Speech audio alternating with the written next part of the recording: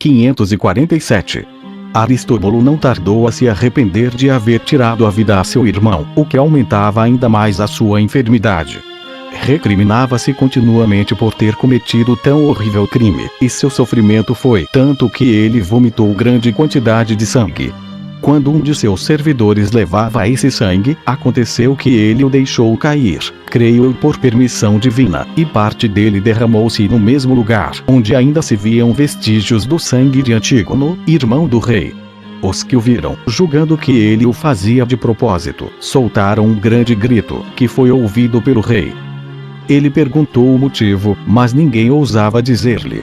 O rei, porém, insistia cada vez mais, porque os homens naturalmente ficam suspeitosos quando se lhes procuram ocultar alguma coisa e passam a imaginá-la muito pior do que é na realidade.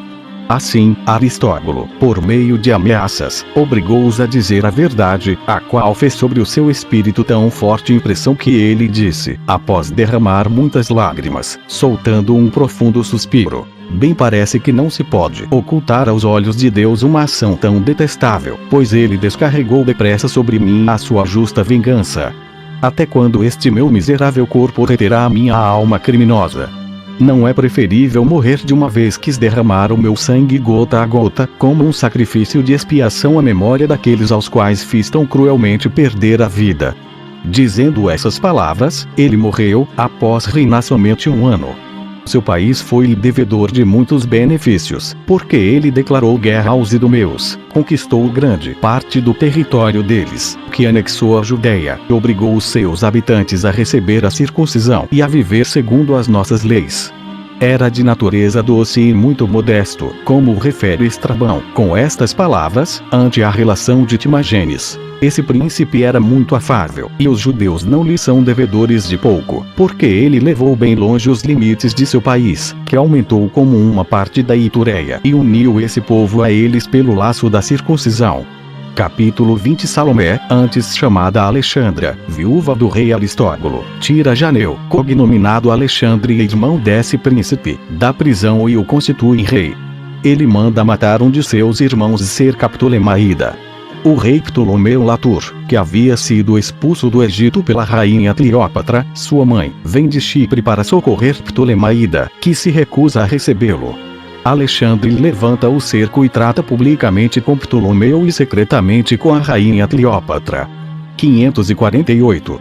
Depois da morte do rei Aristóbulo, a rainha Salomé, sua esposa, que os gregos chamam Alexandra, pôs em liberdade os irmãos desse príncipe, que ele mantinha na prisão, como vimos, e fez rei Janeu, antes chamado Alexandre, que era o mais velho e o mais moderado de todos. Ele havia sido tão infeliz que Hircano, seu pai, sentiu aversão por ele já logo após o nascimento. Esse sentimento era tão forte que até morrer Hircano jamais consentiu que ele comparecesse à sua presença. Penso dever dizer a causa disso. Hircano, que amava muito Aristóbulo e Antígono, os dois mais velhos de seus filhos, perguntou a Deus, que lhe havia aparecido em sonhos, qual deles deveria sucedi-lo no trono, e Deus revelou-lhe, mostrando a Alexandre, que este deveria reinar. O desprazer que ele então concebeu levou-o a mandar educá-lo na Galileia. Mas o que Deus havia predito não deixou de acontecer, pois ele foi elevado ao trono depois da morte de Aristóbulo. Mandou em seguida matar um de seus irmãos, que quis fazer-se rei, e tratou muito bem ao outro, que se contentou em levar vida privada. 549. Depois de colocar em ordem os negócios do Estado, Alexandre marchou com o exército contra os de Ptolemaída e, depois de vencê-los no grande combate, obrigou-os a se encerrar na sua cidade, onde os sitiou. De todas as cidades marítimas, Gaza era a única que ele ainda não havia tomado, e para isso era necessário subjugar Zoilo, que se apoderara de Adora e da torre de Estratão. Os habitantes de Ptolemaída não podiam esperar auxílio do rei Antíoco nem de Antíoco Císico, seu irmão, pois eles tinham empenhadas todas as suas forças em outra guerra. Zoilo, porém, que esperava aproveitar-se da divisão entre esses príncipes para ocupar Ptolemaida, para lá enviou algum auxílio, enquanto os dois reis tampouco se importavam em ajudá-la, pois estavam tão irritados um contra o outro que não se incomodavam com mais nada, semelhante aos atletas que, embora cansados de combater, têm vergonha de se confessar vencidos e não cedem ao competidor, mas depois de recobrarem um pouco de alento recomeçam o combate. Assim, o único recurso que restava aos sitiados era pedir socorro ao Egito, principalmente a Ptolomeu Latur, que havia sido expulso do reino pela rainha Cleópatra, sua mãe, e se retirado para a ilha de Chipre. Mandaram então pedir-lhe que os livrasse do perigo em que se encontravam, dando-lhe a entender que logo que viesse para a Síria, os de Gaza, Zoilo, os sidônios e vários outros passariam imediatamente para o seu lado. O príncipe, com essa esperança, cuidou em equipar imediatamente uma grande frota.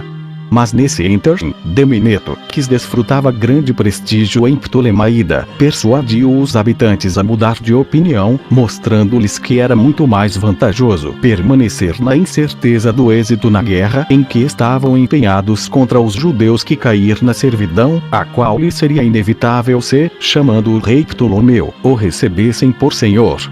E assim, não teriam somente de sustentar aquela guerra, mas também uma outra, maior ainda e mais perigosa, com o Egito, porque a rainha Cleópatra, mão de Ptolomeu, que tinha a intenção de expulsá-lo da ilha de Chipre, vendo que ele procurava fortalecer-se à custa das províncias vizinhas, viria contra eles com um poderoso exército.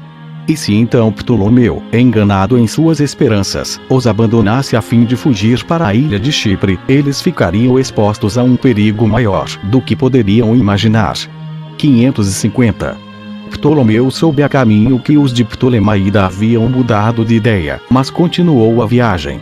Desembarcou em Sicamim com seu exército, que era de 30.000 homens, tanto de infantaria quanto de cavalaria, e avançou para Ptolemaida. Viu-se, porém, em graves dificuldades quando os embaixadores não puderam falar aos habitantes da cidade, que se recusaram a recebê-los e nem quiseram ouvir as suas propostas. Então Zoilo e os de Gaza foram ter com ele para pedir-lhe socorro contra os judeus e contra o seu rei, que lhes devastava o país. Assim, Alexandre foi obrigado a levantar o cerco de Ptolemaida. Retirou o exército e, querendo agir com astúcia, enviou secretamente emissários à rainha Cleópatra para fazer aliança com ela contra Ptolomeu, enquanto tratava publicamente com ele e prometia dar-lhe 400 talentos de prata se este lhe entregasse o tirano Zoilo e cedesse aos judeus as praças e as terras que ele possuía. Ptolomeu, de boa mente, fez aliança com Alexandre e mandou prender Zoilo. Mas quando soube que o príncipe negociava secretamente com a rainha sua mãe, rompeu com ele e sitiou Ptolemaida, que, como vimos, se recusara a recebê-lo. Deixando alguns dos chefes com uma parte das forças, para continuar o cerco, foi com o resto devastar a Judéia. Alexandre, por sua vez, para resistir-lhe, reuniu um exército de 50.000 homens ou, segundo outros, de 80.000. Ptolomeu, tendo no sábado atacado de improviso a cidade de Azoto, na Galileia, tomou-a de assalto e levou 10.000 escravos grande quantidade de despojos. Capítulo 21. Grande vitória obtida por Ptolomeu Latur sobre Alexandre, rei dos judeus, e sua horrível desumanidade. Cleópatra, mão de Ptolomeu, vem em auxílio dos judeus, e Latur tenta inutilmente tornar-se senhor do Egito. Alexandre toma Gaza e pratica grandes atos de crueldade. Diversas guerras referentes ao reino da Síria. Estranho ódio da maioria dos judeus contra Alexandre, seu rei, que chamam Demétrio Eucero em seu auxílio. 551. Depois que Ptolomeu Latur tomou Azoto de assalto, foi a Séforis, que fica próxima, e atacou-a, mas foi repelido, com grandes perdas. Em vez de continuar esse assédio, ele marchou contra Alexandre, rei dos judeus. Encontrou em Azof, muito perto do Jordão, e acampou em frente dele. A vanguarda de Alexandre era composta de 8.000 homens, soldados veteranos, todos armados com escudos de bronze. Os da vanguarda de Ptolomeu também o eram, mas o resto de suas tropas não estava bem armado, o que os fazia recear o combate. Um certo filisteu, muito experimentado na guerra, tranquilizou-os e fê-los passar o rio que separava os dois acampamentos, sem que Alexandre se opusesse a isso, porque ele julgava vencer mais facilmente quando os inimigos, tendo o rio por trás, não pudessem mais fugir. O combate foi deveras sangrento, e era difícil julgar para que lado pendia a vitória. Por fim, as tropas de Alexandre começaram a prevalecer, enquanto as de Ptolomeu estavam se esfacelando. Mas Filisteu as susteve com um corpo de tropas que ainda não havia combatido e as reanimou. Os judeus, espantados com tal mudança e sem receber nenhum reforço, fugiram, e todos os outros seguiram-lhes o exemplo.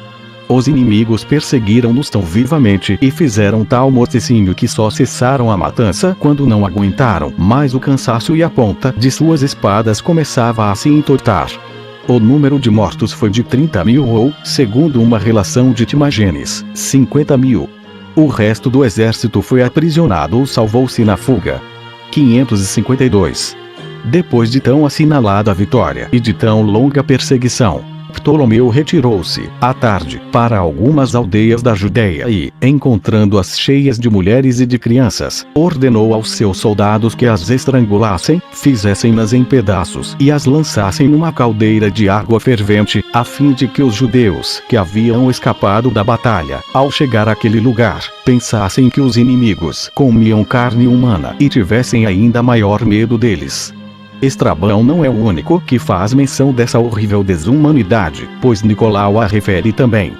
Ptolomeu apoderou-se depois de Ptolemaída, à força, como já dissemos em outro lugar.